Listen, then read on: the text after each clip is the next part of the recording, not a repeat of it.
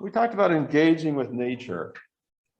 And I introduced the idea of the so what question in anthropology, that we try to think about things as not simply accumulating interesting facts and ideas about others, but try to figure out, what does it mean? How does it work out there in the world? To what end will it matter beyond simply the academic study of anthropology or whatever it is we do in a classroom, or what we do to get a grade, or what we do to make our academic transcript happier?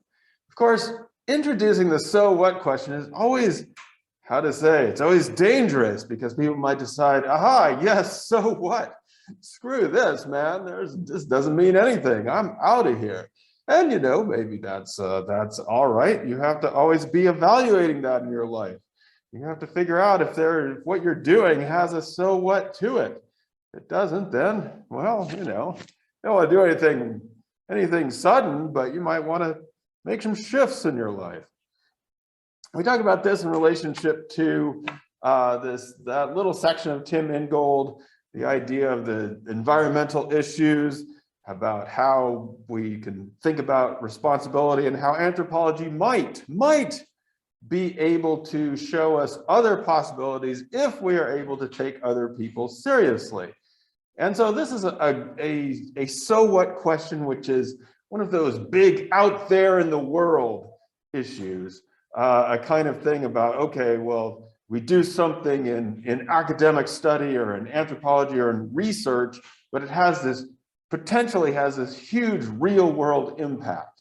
And so we had, a decent amount of debate between those who thought this might not matter at all, and what difference would it make anyway, or maybe if we changed our ideas about certain things, or maybe what kinds of things that anthropology might be able to sell in the world. I made the claim that, and I think most of you agreed with me, that we probably can't sell hunter-gatherers that well, but we might be able to sell horticulture. So, thinking about those kinds of things. One of the sections that we didn't talk about, though, that did come up in that chapter is a section by Catherine Carter that talk to us about anthropological thinking helps us with climate change messaging. So here the idea is that, simply thinking anthropologically about how people are going to receive and respond to different kinds of messages can perhaps be helpful if we are trying to convince people of things, or trying to help people understand what is going on. So this could be helpful. I mean, I think that, sometimes that sort of, how can anthropology help us translate science for popular audiences, tends to be a little bit elementary, or perhaps a little boring, to be honest. So I kind of sometimes like to, as long as we're doing the fun thinking stuff, to think about, what kind of other huge messages could we sell in the world? What kinds of things can we sell from taking others seriously and not simply translating the results of science into everyday life? But it's a good sort of out there in the world reminder of things. So that is one set of kind of the so what questions, which a lot of people think is the only so what. Like the only so what that matters is, well, what are you doing in the world? What are you doing out there in the world? But there's different sort of so what questions, which comes to us more from, I don't know if I want to say within anthropology, or you don't have to think about it so much as having a kind of so what impact in the world, but how anthropology might help us rethink or reimagine some of the things that we already think we know. So another quote from Ingold's book, Anthropology, Why It Matters, which I've inflicted on some of you, is that anthropology doesn't tell you what you want to know. It unsettles the foundations of what you knew already. And so the idea here is that, unlike some of other disciplines, a lot of disciplines work this way. They put something up there, they put a chemistry equation or a math equation or some sort of fact up there. You can't understand it, but you're told that it's important, and you gradually come to a knowledge that you didn't have before. And what anthropology often does is we take something that we think we know, that we think is so completely self-evident that everybody thinks they know what it is, and starts to work with it and unsettle the foundations of it. And so this is a different kind of so what, in that it sort of takes place within our own thinking, and you don't have to necessarily, I mean, it does have an effect in the world, right? To rethink what we think of ourselves and how we act in the world will eventually have an effect, but it's not kind of an immediate thing. So, you know, not everybody likes this, by the way. This is why, you know, maybe there aren't that many anthropology majors in the world, because people don't like having their foundations unsettled of what we knew already. It's not always the most fun thing to go through. You know, that we have a whole discipline that doesn't tell us what we want to know. It's unsettling our presuppositions. Is perhaps not the biggest banner to be flying your come be an anthropology major setting under. But I think it's a hugely important task, or an important part of what anthropology is doing. I love this room, so close to nature. We are engaging with nature in this class every day. A bee right here. Yes, it was looking for your sweet coffee drink. Uh-oh, that is a persistent bee. Is it right there? Are you allergic to bees? It's now in the coffee? You don't know where it is. It left. It's still inside. Yeah, the bees. Yeah, we'll see. Keep an eye on that bee. If you have your EpiPen out, make sure you got it out. All right. So, rethinking or unsettling where what we thought we knew. Good time for a bee. Yes, bees will unsettle us. If it goes out, I guess we could close the window by where it went out.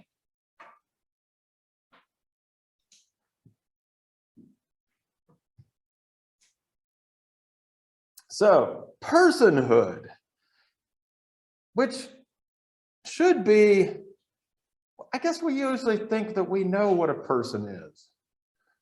When do you become a person?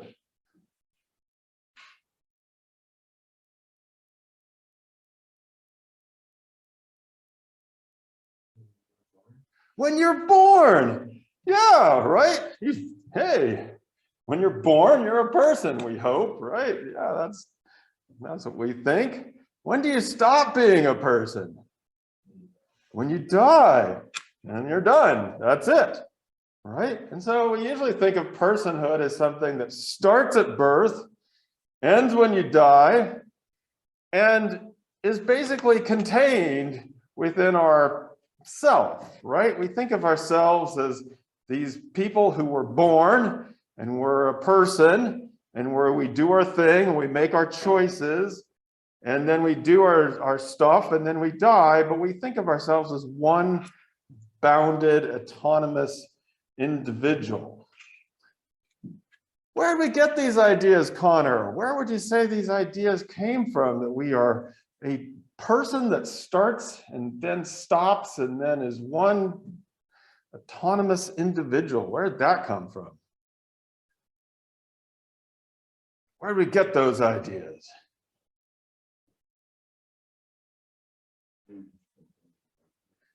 The Enlightenment in Europe, and going back to Descartes and I think, therefore I am kind of stuff, right? In your textbook, they call this the global north sometimes. And some of you might be confused by the term the global north. And I am too, because the global north is kind of a new way to talk about societies that are probably the most, how to say, industrialized or in a certain, what we might call probably the G7 nations. The global north, traditionally, I think we've just called this sort of Western thought. So, you know, whenever they say global north, they probably mean what we usually consider to be that Western thought that grew up in the time of the Enlightenment. And as our friend Marcel Mauss, who we've seen already in Body Techniques, and techniques of the body, one of the founders of anthropology over in France, tells us that this idea of personhood is relatively recent even in our society. Even in the West, it's a relatively recent notion. And it takes on a special kind of, it gets revved up. Well, why does it get revved up? Why do we like being autonomous individuals who can do things, and what else do we get to do? What does that do for us under capitalism?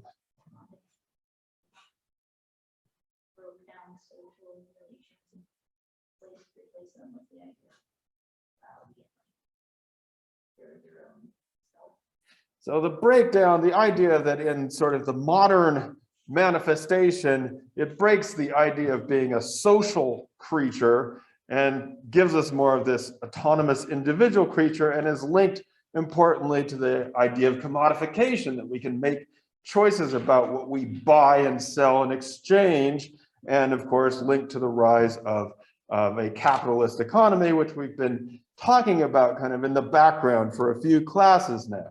And so, as Will said, this gives us this idea of being very individualistic, even an egocentric idea of who is a person. Now, we may know here, though, that even this is kind of an idealized notion of how the West started to think about full persons, right? So this idea that everybody that is born is a person, and everybody that is their own autonomous individual was originally a quite limited idea. So now we think, oh, wherever we are, all people are born and they're persons, and then they live out their lives because they're autonomous individuals. But if we think about our own history, who was full personhood limited to before, in the olden days? Yeah, Jonathan. White male landowners. Wow, how do you know all that? White male property owners, right? People who could own stuff. So you had to be, you had to be white, you had to be male. Those were the people who were able to do things like vote and participate in society. So being able to be of a certain social class. And so the whole idea that personhood extends to everyone is even relatively more recent in the West. And the idea that you could own property even extends to persons, right? And so our book here tells us that in the past, slaves were considered as property, not persons. And so again, this idea that some people didn't even have personhood. They were property. By the way, this is why terminology does matter. What do we want to call people if we're talking about slavery? Enslaved people, yes, or enslaved persons.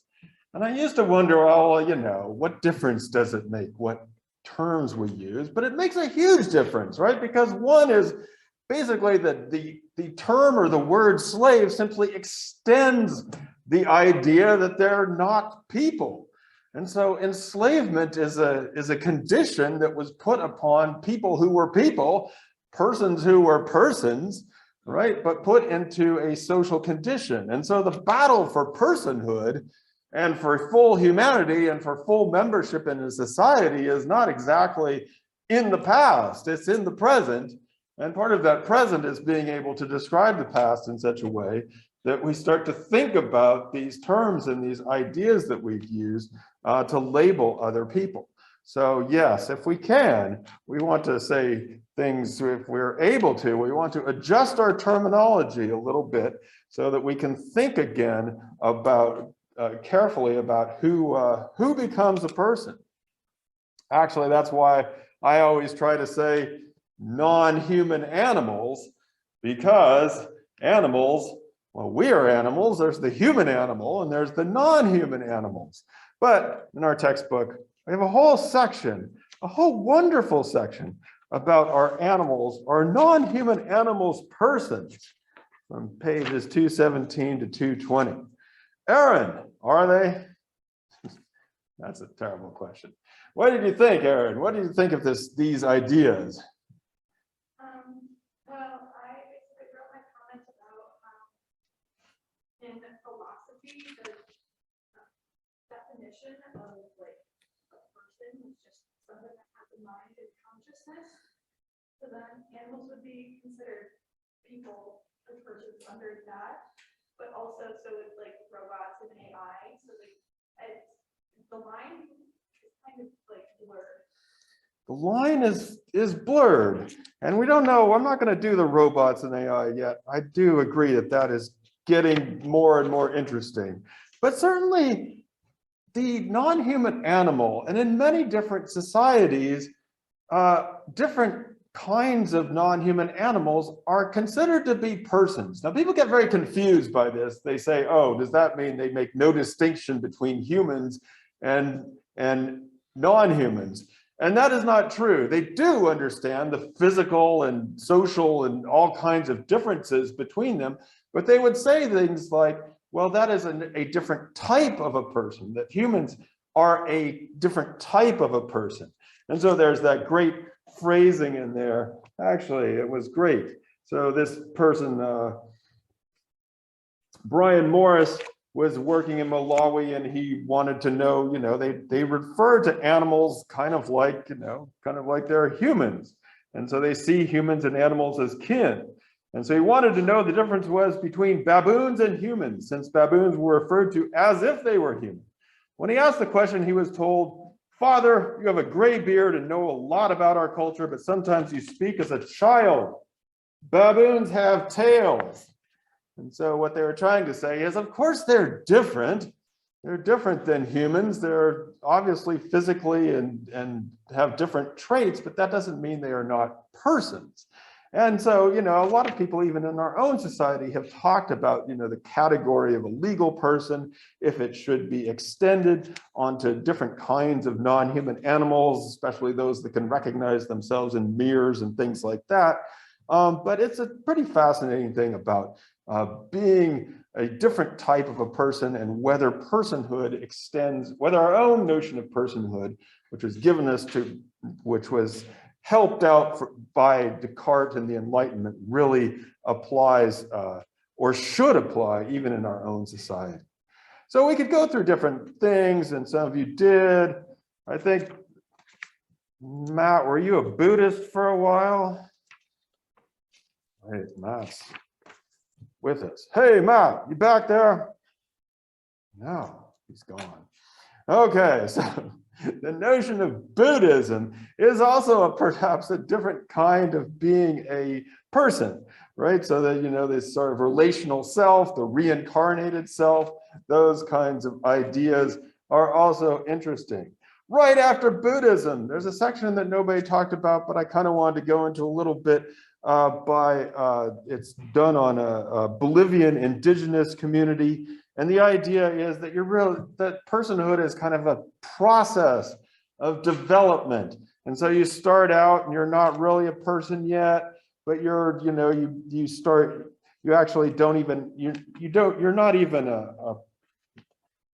when a child is born, you're not a person until you're named, but you don't really become a full person until you get married to somebody of the opposite gender. And interestingly, in this society, if anyone never gets married and dies without a partner, they're buried with a non-human animal of the opposite sex, such as a rooster or a lion.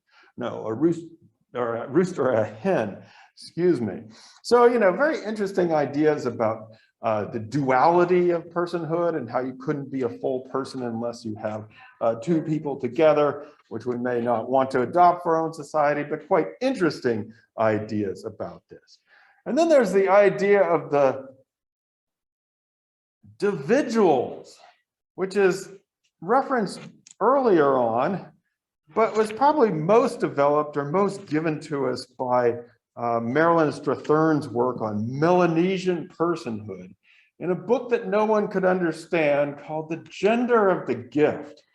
But Willa, you liked Dividuals. What are Dividuals?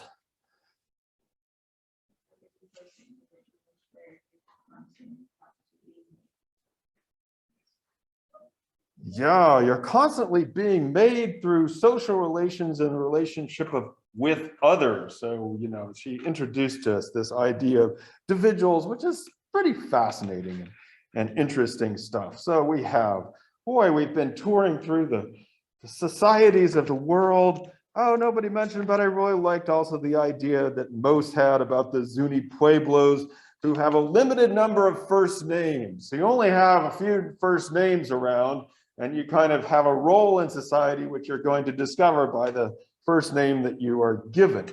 And we should do that. That'd be great if we all had a limited number of first names, and we all knew who each other was based on our first names. Huh, that's not a bad idea. Okay, so different kinds of persons. And then there's the Ojibwa. Michelle, what is crazy about the Ojibwa? Why do I have 3 exclamation points by them? They had different ideas, and they had the idea that animals might be considered as persons, which is part of animism. Right. And not just animals, but Rocks, trees, thunder. rocks, stones. So this is actually a picture that I borrowed from, got from online. Here's Hallowell there. You might, is the anthropologist there on the your far right is the Hallowell that they discuss in the book. And he's sitting there with Chief William Behrens, who apparently they were great friends and developed a very important relationship. But Hallowell kind of in some ways, this is why anthropological ethics do matter. In his writings, in Hallowell's writings, Behrens just became an old man that he talked to. But there was a very unique and personal friendship there. But in this language, their term for stones is classified as an animate or something that's alive. And Hallowell was very confused about this. And so he asked Behrens about these stones. And he said, are all these stones alive? And Behrens said, no, but some of them are. And so what you can see from these stones, these are very interesting stones. They're kind of these ancestral stones that are important in this group, and under certain shamanic influences can even roll around and speak. And so the idea was here that personhood could be extended into the natural world, or into even the outside of the non-human animals, into things like even stones. And of course, you might say, well, this is kind of crazy. But Annie, what would they say about this? Where do such things happen? Where can stones start moving around? How could this happen? This ever happened to you?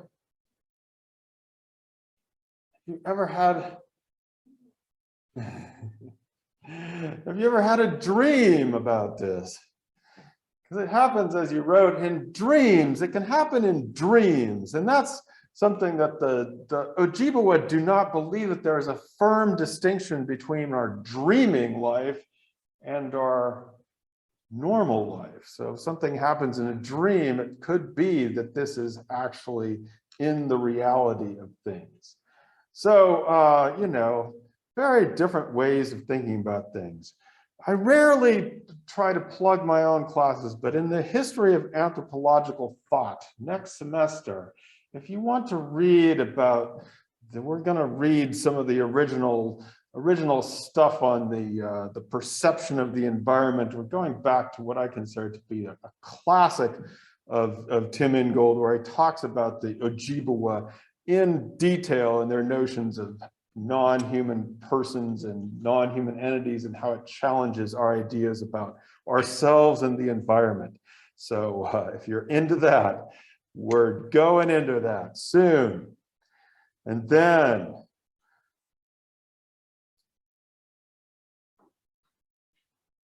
is death the end, Jonathan? From the Western perspective, we're all binary thing. Right. Even when there is afterlife to some people, it's not really, you don't have ancestors coming to visit their relatives. But around the world, it's a lot different than that in different places. There was Melanesia and New Guinea, I believe, where they believe that a person isn't really dead until all their inheritance and debts are paid off. There's the Malagasy people in Madagascar who had funerary traditions called famadihana, where relatives would appear, deceased relatives would appear in dreams and complain of being cold, and their descendants would go to their tombs and move their body around or rewrap it in new silk. So it's not the end. It's just in many societies, in many places, it's a moving along. It's not like they're saying, there's still, it's not like they're saying it's not over. It's just a different stage, or it's a process. It's a process of being dead. And you ask, does this come up in Western societies? Are there times that we in what we might consider our worlds do similar things where we're visited by the dead? I'm kind of mean to Annie today because I keep asking her things that happened in the past. But Annie, do you remember something that you talked about maybe a couple chapters ago? A time in which people in a Western Catholic society might have ancestrals visit them.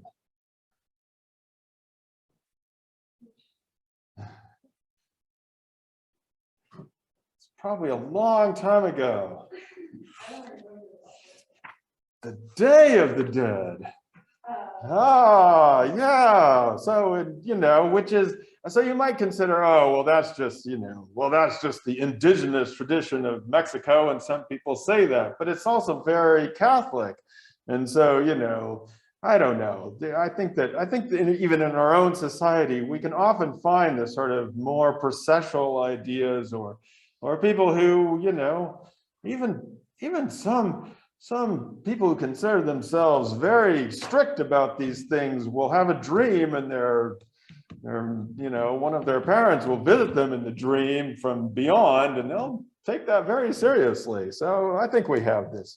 I think we do have, not to the extent that it's categorically, and we're not supposed to believe that, but we certainly do. And then we have what I consider to be, well, the Ojibwa were pretty hardcore in this chapter, but I think these people are maybe the most interesting. Teamer, who are they? Yeah, why? The traditions of becoming a person. The person becomes a person through exchange of body fluids. Exchange of body fluids. Ooh, this is not sounding good for the COVID era, but yeah, go ahead. So they exchange blood, sweat, personhood, semen, all that kind of stuff. And when baby is born, he's not considered like a person yet, because becoming a person is more of a process. Then the mother inherits the youngest child's name after birth. Yeah, and I did some more research on and I saw that they used to practice cannibalism. Yeah, that's another sort of blood substance sharing thing, which we might not want to adopt. Yeah, it starts off kind of easy when they say, like many other native Amazonian peoples, the Wari believe that conception occurs when a quantity of semen accumulates after multiple acts of sexual intercourse.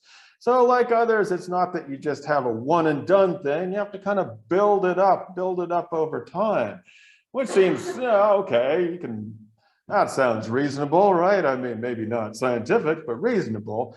But importantly, what does that mean? If you have to build up semen over time to have a baby, what does that mean for the baby? They think it makes them stronger. Makes them stronger. And how many dads can you have? As many as you want. Yeah, usually you would only have maybe 2 or maybe 3, but actually in some of these societies, it's seen as important to have a second father who is helping out with the process, and then that goes into the feeding later on. So that's seen as part of the fluids and then the feeding and the transfer of these things. So yeah, things get pretty interesting among the Wari here, and we can compare contrast that with our own society. And again, we don't necessarily want to adopt these ideas, but they definitely challenge our own ideas. So what do we learn? What do we learn? We learn that there are many different ways of personhood, right? So if we look around the world at all these wonderful and interesting ways in which people have done personhood differently, we can decide, aha, there's all these different ways of doing things. And we can think that, well, maybe our way of doing things isn't as necessarily natural or the only way of doing things or the God-given way of doing things. It arose in a specific time and is specific to us. So in a classic anthropological sense, if we look out over the world and we figure out all these interesting things that people are doing, and then we locate our own way of doing things as maybe one of many different ways of doing things, what have we done? What is this called in anthropology when we do this wonderful tour of the world and then come back to our own society? What do we know that as?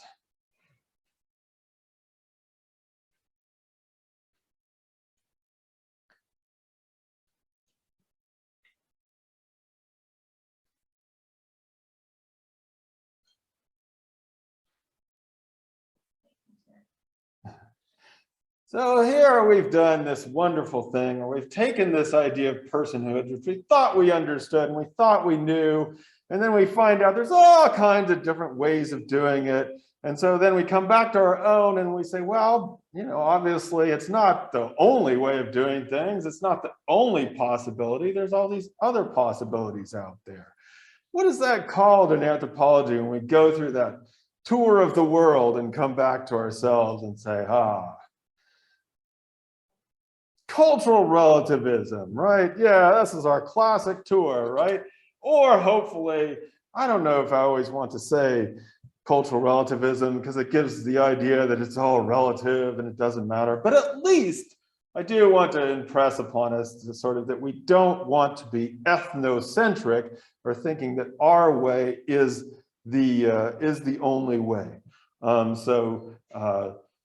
That's probably what my goal here is. So that, for me, this is better than ethnocentrism. But there's two issues, or there's a couple of issues with the cultural relativist tour, which are in some ways too much there still when we do this. And the reasons that I say it's potentially problematic is that it still leaves us in this kind of us versus them, or not versus, but it still leaves the idea that we live in this bounded homogeneous society and that they live in a bunch of other homogeneous bounded societies.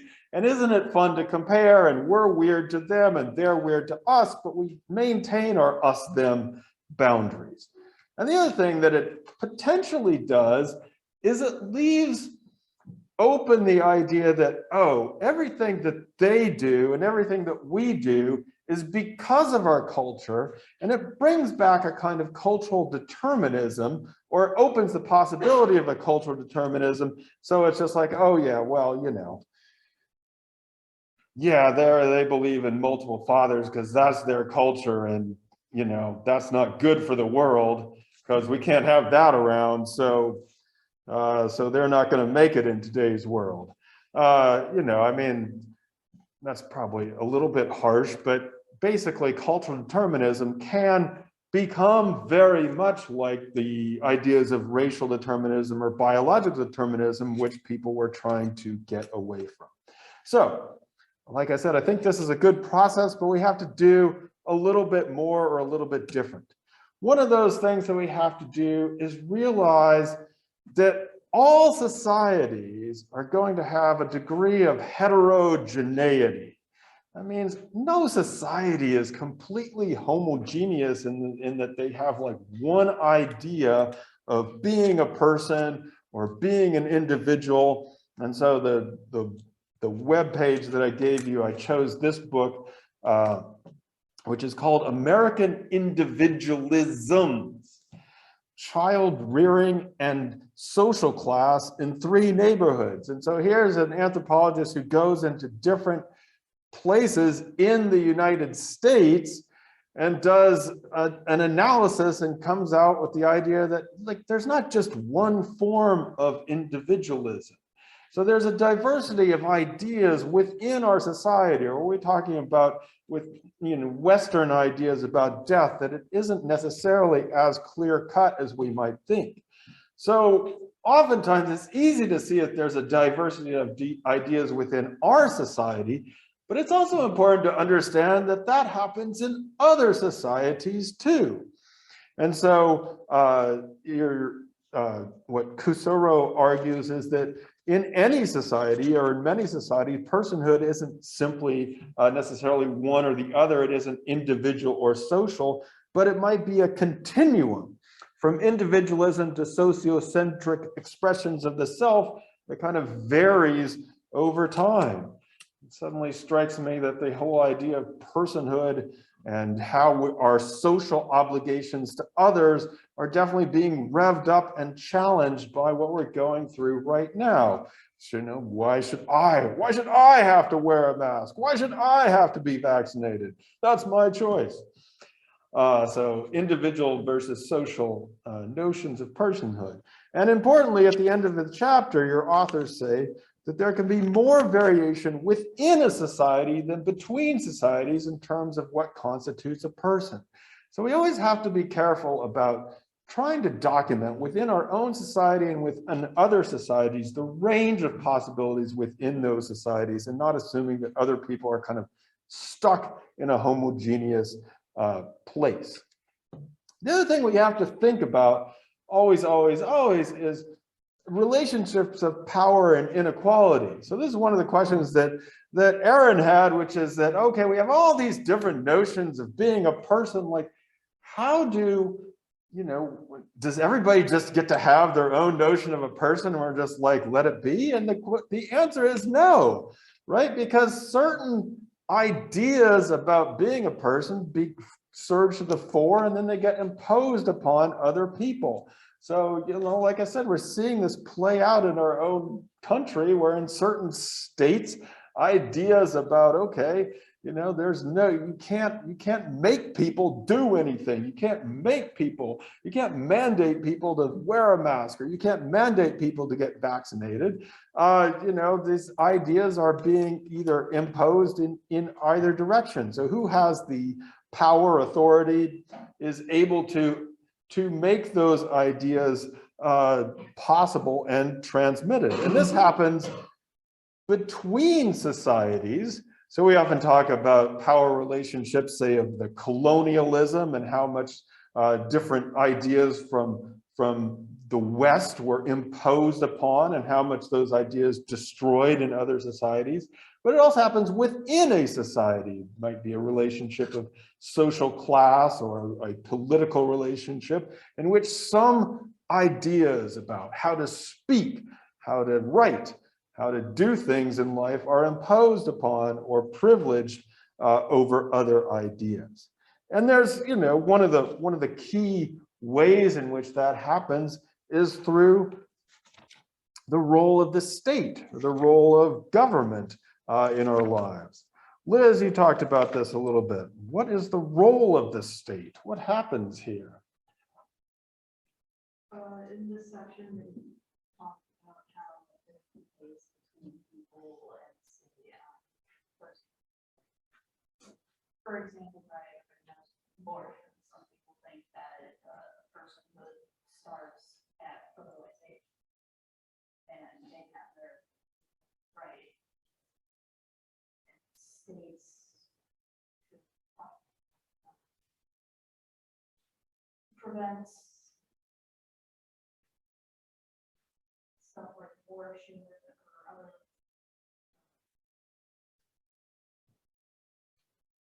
birth control to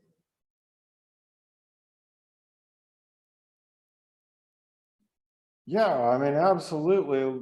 This is something that's playing out right now.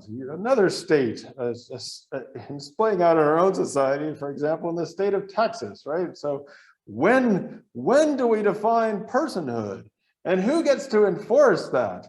And of course, the interesting thing about the Texas law is that they said, well, this is our law, but the people who enforce it are not the state, it's individuals who get to sue each other, which is not usually how we have done things in this country. Usually the people who enforce the law are supposed to be the agents of the state, but they've made a very clever law in which they don't allow the agents of the state to enforce it.